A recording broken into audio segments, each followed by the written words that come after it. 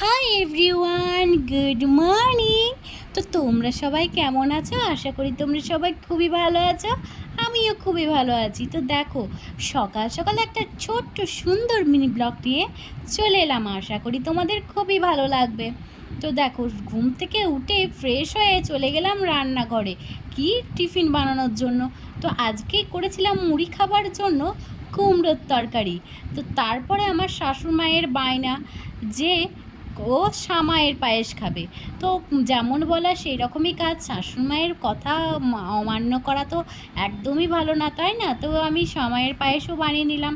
তো আমার মেয়েকে ঘুম থেকে তুলে চলে গেলাম ফ্রেশ করাতে। তো ফ্রেশ করিয়ে দেখো একটু ডাবর মধু খাইয়ে নিলাম।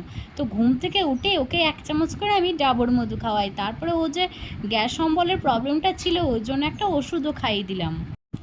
তারপরে আমি স্নান টান সেরে চলে এলাম রুমে। তো ভালো করে দেখো, মাথায় স্নান টান সেরে নিলাম। তো স্নান টান করে জামা কাপড়গুলো বাইরে গিয়ে মিলে দিলাম, কারণ আজকে প্রচণ্ড রোদের তেজ। এই দেখো আমার বিছানাগুলো সব রোদে দিয়েছি। তারপরে দেখো আমার মা যে চিকেন রান্না করেছে, দারুণ টেস্টি হয়েছিল, কি বলবো। তো আমি তাড়াতাড়ি করে ভাত খেয়ে নিলাম। তো আজকে রেডি সেডি হয়ে নিলাম মেয়েকে নিয়ে ডাক্তার দেখাতে যাব বলে, কারণ দুদিন ধরে মেয়েটার শরীরটা খারাপ, কিচ্ছু খাচ্ছে না। তো দেখলাম যে না, এমনি করে ফেলে রেখে তো রাখাটা ঠিক হচ্ছে না। তো চলো চলে যাই ডাক্তার দেখাতে। তো দেখো এইদিকে ডাক্তার দেখাতে এসে দেখছি আমরা টোটোতে করেই গেছিলাম। তো দেখি চারিদিকে এত বন্যা হয়ে গেছে না, দেখতে তো ভালো লাগছে কিন্তু ওখানকার মানুষজন যে কী অবস্থায় আছে ওই জন্য প্রচণ্ড খারাপ লাগছিল।